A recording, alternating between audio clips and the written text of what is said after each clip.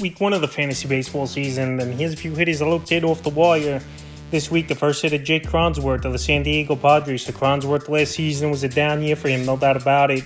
10 home runs, only 48 RBIs, and a 229 batting average. But so far this season in the early going, no home runs, 7 RBIs, 4 runs scored, a 400 batting average, and a 435 on base. So Cronenworth, we know he's been a mainstay the last few seasons for the San Diego Padre team, and he qualifies at first and second base in fantasy leagues. So the last few games for Cronenworth: March 21st at the Dodgers, 4 for 4 with 2 runs, 4 RBIs. March 28th versus San Francisco, 1 for 4, 2 RBIs. March 29th versus the Giants, 1 for 3.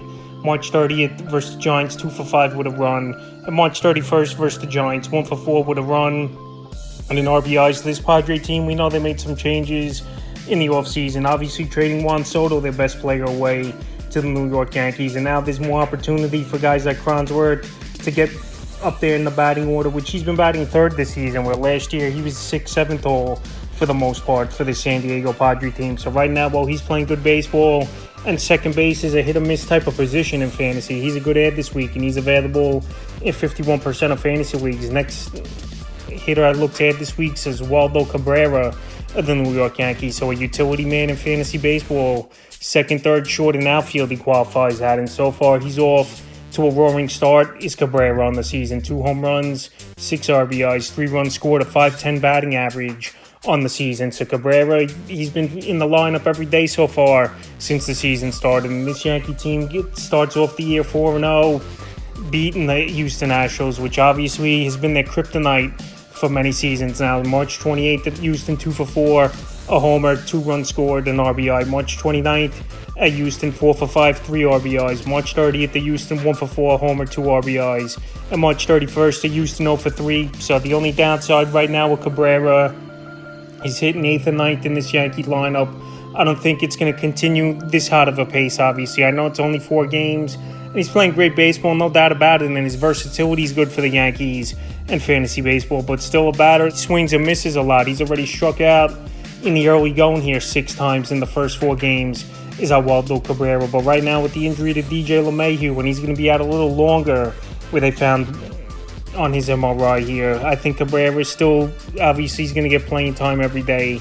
He's off to a red-hot start, and he plays many positions. So right now, while he's playing good baseball for this Yankee team and playing, he's available right now in 56% of fantasy leagues. Next hit is Michael Conforto of the San Francisco Giants. So Michael Conforto, it's been an up-and-down career for him. Some seasons he had big years, and some years it just didn't pan out for Michael Conforto. So last season was a down year after he missed all of 2022 with an injury. Last year, 15 home runs, 58 RBIs, a 239 average, and a 334 on base. But so far this year, off to a good start in the early going. 2 home runs, 5 RBIs, 6 runs scored for Michael Conforto. So Conforto, he's getting the everyday opportunity. I know he's not that great of a hitter versus lefty. 28 at the Padres, 3 for 4, a homer, an RBI, 3 runs scored. March 29th at the Padres, 1 for 5. March 30th at the Padres, 2 for 4, a homer, 4 RBIs, 2 runs scored. And March 31st at the Padres, 0 for 2 with a run. So Michael Conforto, we know he's a streak hitter throughout his career. There's months he's going to hit 8 to 10 home runs with a good batting average. And then months he's going to hit below the Mendoza line and have a low home run count and not driving a lot of runs. So right now, while he's off to a good start, and this Giant team definitely improved in the offseason, getting lead for the outfield, signing Matt Chapman late in the offseason, and more hitters in that lineup that give protection for Conforto. He's a solid ad this week, available surprisingly in 83% of fantasy leagues. Next hitter staying in the same division, Eugenio Suarez of the Arizona Diamondbacks. So Suarez, he was a nice offseason acquisition for this Diamondback team, and we know he hits a lot of home runs. We know he could drive in runs, also a low batting average, and strikes out a lot, but he could bring value for fantasy owners, and he's available right now in 50% of leagues. So far in the season, 1 home run, 4 RBIs, 3 runs scored, and a 5.10 batting average for Suarez. So Suarez, he's only struck out surprisingly so far in the early going in 14 at-bats, only 2 times. If he could cut down on the strikeouts a little bit this season in Suarez, I think he definitely could pay dividends for this Arizona Diamondback team and fantasy owners. And the D-backs picking up where they left off last season, already 3-1 to start the year. March 28th versus the Rockies, 2 for 4, run, 2 RBIs. March 29th versus the Rockies, 2 for 4, run, and a rib. March 30th versus the Rockies, 2 for 3 with a homer. And March 31st versus the Rockies, 0 for 3. So if you need power and RBIs here, Eugenio Suarez, it's not going to be great batting average-wise, and he's going to strike out most likely a whole lot once again this season. But if you're looking for power and RBIs, he's going to bring that. And we've seen it throughout his career with the Cincinnati Reds, with Seattle last season, and now with Arizona. I think that streak continues. Suarez this season. Next hit is Luis Campusano of the San Diego Padres. So Campusano, the starting catcher going into the year. After last year, they were just going through a lot of catches over there with this Padre team, ending the year with Gary Sanchez at the position. So Campusano right now available in 53% of fantasy leagues on the season. 1 home run, 6 RBIs, 4 runs scored, a .345 batting average on the year for Campusano. So far he's played and started 5 out of the 6 ball games, and he's got some pop, and he's batting 7th in this lineup here for the San Diego Padre team. March 21st at the Dodgers, 3 for 6, 2 runs, 2 RBIs. March 28th versus the Giants, 2 for 4 run. March 29th versus the Giants, 1 for 4. And March 31st, a big ball game versus the Giants, 3 for 5. A homer, 4 RBIs. So right now, catcher, it's been a hit-or-miss position over the last few seasons. It's definitely improved a little bit, but still, Campusano, I think in 12-team leagues or deeper, is definitely a catcher worth adding, and he's in a solid lineup with professional hitters over there in San Diego, where he'll get good hit pitches to hit, and he's going to get a lot of fastball counts. So right now, while he's out there in 53% of fantasy leagues, he's definitely a good ad this week. The next ad's Jose Siri of the Tampa Bay Rays. So Jose Siri last season was a nice year for him, where he finished with 25 home runs and 56 RBIs and 12 stolen bases. I know the batting average wasn't great, but stolen bases and home runs, he's going to bring fantasy owners, I believe, is Jose Siri. And he's getting the everyday opportunity to start with many injuries in this Ray outfield. So on the year, no home runs, no RBIs, 3 stolen bases, 2 runs scored, a .273 average, and a .333 on base. So right now, Jose Siri, he's available in tons of leagues at 66%, and he's going to bring stolen bases, and he's going to show some power. I know the power hasn't come so far the first 4 games of the season, but Siri in that ballpark and in this offense, he's going to find ways, especially versus lefties, I believe, to be once again a 20-25 home run type of hitter. March 28th versus Toronto, 1 for 4 with a stolen base. March 29th versus Toronto, 1 for 4, run, 2 stolen bases. March 30th versus Toronto, 1 for 3 with a run. And March 31st versus Toronto, 0 for 3. So this Ray team, so far, a lot of injuries, like I said, in the outfield, off to a 2-2 start. But Jose Siri definitely can help fantasy owners. And if you need those categories, some power and stolen bases, that's what he will give you, I think, for the whole season. And he's going to play versus lefties pretty much every time out. And he's been playing versus righties a little bit more as well. The next day, it's Orlando Arcia of the Atlanta Braves. So Arcia, he was an all-star last season in the National League. And this Brave team we know is loaded. And Arcia, so far, he's off to a very hot start for this Brave team. I know it's only been 12 at-bats, but on the early going, 2 runs scored.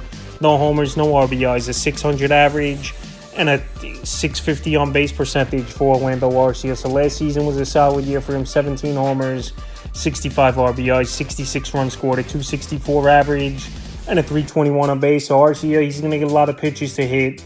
This Brave team, they're loaded from 1 through 9 through the lineup. And he's batting 7th or 8th is Arcia. And he's in a non-pressure situation. And we know he's a good hitter. March 29th at Philly, 3 for 5, a run. March 30th at Philly, 3 for 4, a run. And March 31st at Philly, 0 for 3. So now they open up a 3-game set at the Chicago White Sox. And they got, in my opinion, one of the worst pitching staffs in the league, where this Brave team's going to feast once again. And I think Arcia, we're going to see good ball games out of him. So right now, well, he's available in 88% of fantasy leagues, and he's going to bring you some pop and batting average.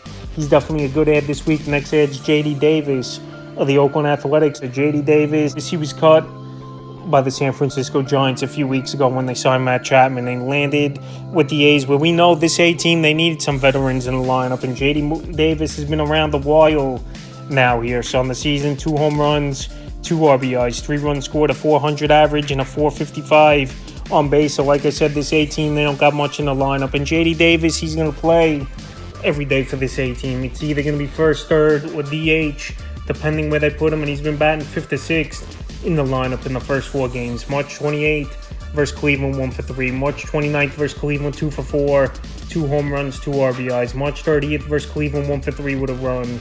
And March 31st versus Cleveland, 1 for 3. So right now, J.D. Davis out there in tons of fantasy leagues in 93%. And like I said, if you need a guy in deeper leagues who's going to show some pop, but also going to be an inconsistent player, some big months and some months where he's pedestrian, not doing much, but he could hit 20, 25 home runs, I believe, is Davis. He's definitely a good ad this week.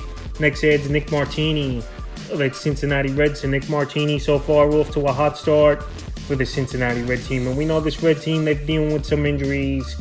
And obviously Martini's been getting an opportunity because he wasn't projected going into the season as a starter. So on the year for Martini, 2 home runs, 7 RBIs, 3 runs scored, 530 batting average, and a 600 on base. So Martini showing pop in the early going. And last season he had some decent power as well, 6 home runs and only 72 at-bats.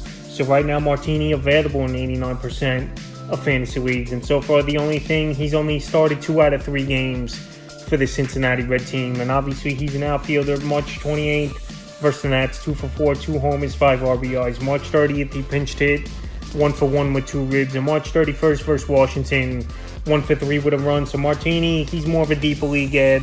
I don't think 12-team leagues right away off the bat I'm going to go out there and run and get him on the waiver wire. Obviously, it's only 3 games. I know he hit 2 home runs in the 1 ball game in opening day. But like I said, last season he did show power, 6 homers in the 72 at-bats. So right now, if you're looking for power, I think Martini could be a cheap source for it. And he plays in a great hitters ballpark, obviously, over there in Cincinnati. And he's definitely worth an ad this week. And the final ad I've looked at off the wire this week's Bryce Terang, the Milwaukee Brewers. So Bryce Terang, one of their top prospects over the last couple seasons in the system. Last year, besides stolen bases, he didn't do much for fantasy owners of this Brewer team. 26 bags, 6 homers, 34 RBIs, a 218 average, and a 285 on base. So far this season, Terang, he's gone out there and he's played great baseball in that 3-game sweep of the New York Mets. On the year, no homers, no RBIs, 2 runs scored, 4 stolen bases already, 500 batting average, and a 500 on base. So Terang, like I said, his specialty is stealing bases. But so far in the early going, he's been hitting the ball the other way and getting on base and making things happen. Available right now, 92% of fantasy leagues. And he qualifies at second and short, 2 of the weaker positions in fantasy baseball. March 29th at the Mets, 1 for 2. March 30th at the Mets, 2 for 5, 3 stolen bases. And March 31st at the Mets, 2 for 4, 2 runs in a bag. So he's going to hit 8th and 9th. Usually in this lineup is Bryce Terang, and he's going to get some decent pitches to hit. This Brewer team, they're a little bit underrated, I believe, with some of the bats in the lineup are Rhys Hoskins, Willy Adames, Cherno, obviously the rookie who's got a lot of upside and could be a huge fantasy factor this season. So right now with decent hitters like that surrounding William Contreras and Yelich as well in this lineup, I think Bryce Terang is a decent ad, and he's available in 92% of leagues. That's a few hitters I looked at off the wire for week 1 of the fantasy baseball season.